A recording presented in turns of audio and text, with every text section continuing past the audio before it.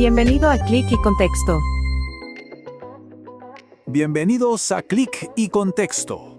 A ver, ¿alguna vez nos hemos puesto a pensar qué onda con esa taza de café de todas las mañanas?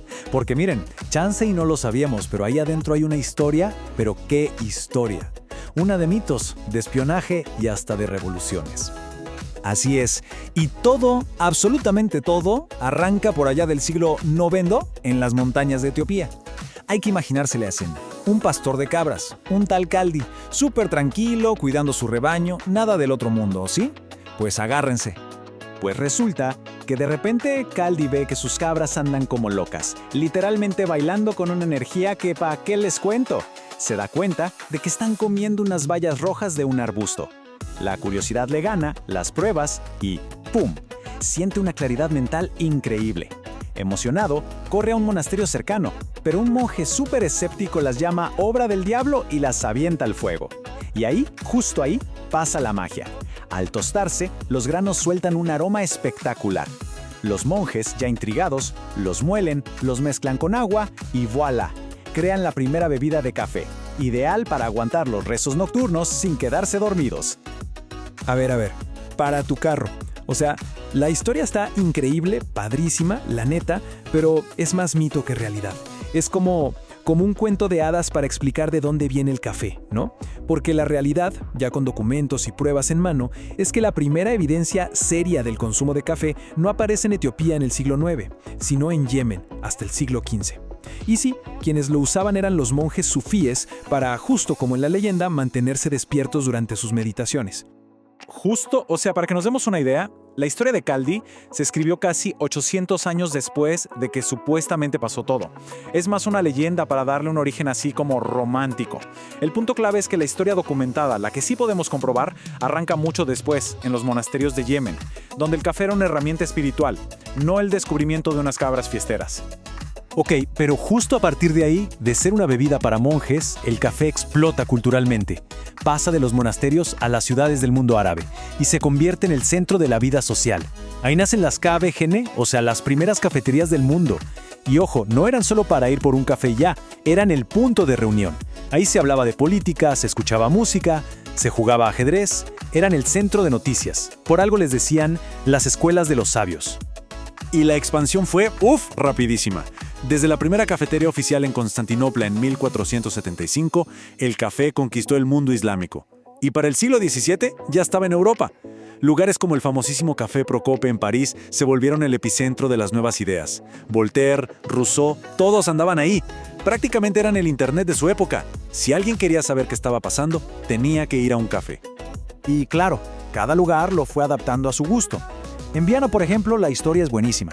En 1683, después de una batalla contra el Imperio Otomano, los vieneses encontraron un montón de sacos con unos granos raros que los otomanos dejaron atrás.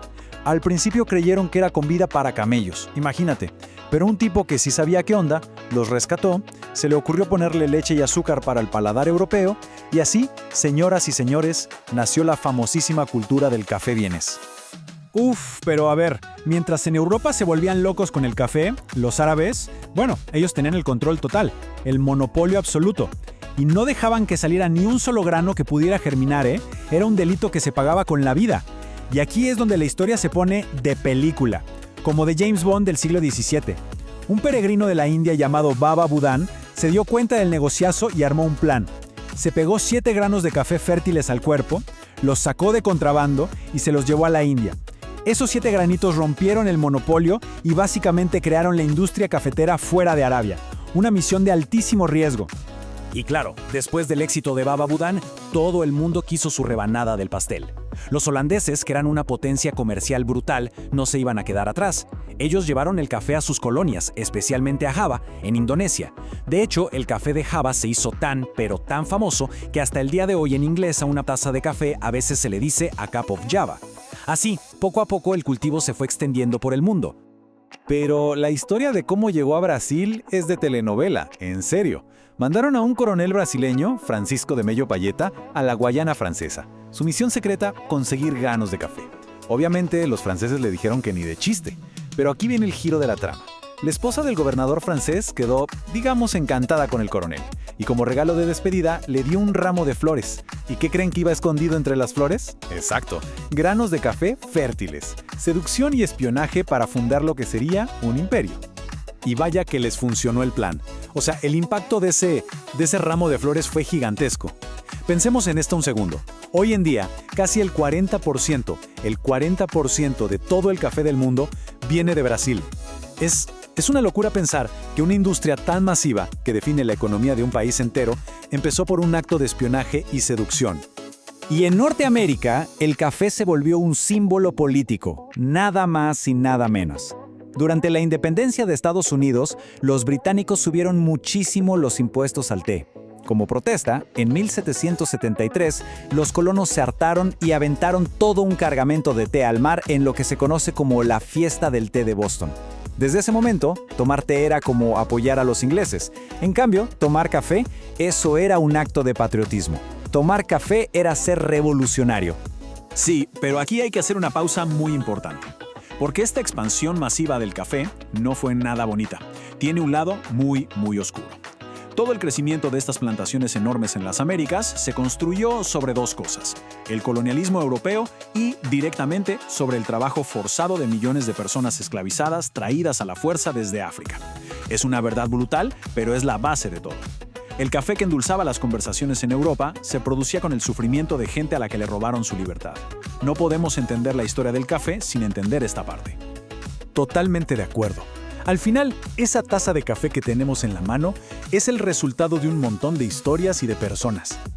Desde la leyenda del pastor en Etiopía y los monjes en Yemen, pasando por los comerciantes árabes que lo hicieron popular, los espías como Baba Budán que rompieron el monopolio, los colonizadores que lo llevaron por el mundo y los revolucionarios que lo usaron de bandera. Y, de forma central, el trabajo forzado de millones de esclavos africanos, además de todos los inventores e industriales que vinieron después. Es una mezcla de todo. Exacto. Es una historia con muchas luces, sí, pero también con muchísimas sombras. Así que la próxima vez que se prepare un café, quizá valga la pena recordar que no es solo una bebida para despertar, es literalmente historia líquida. La pregunta es, ¿se volverá a ver igual esa taza de la mañana?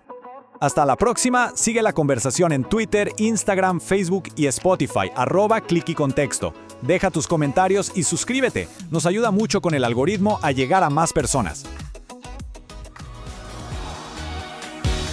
Llegamos al final de este episodio. Esperamos que lo hayan disfrutado tanto como nosotros. Si les gustó lo que escucharon, no olviden suscribirse a nuestro podcast en su plataforma favorita para no perderse ningún episodio nuevo.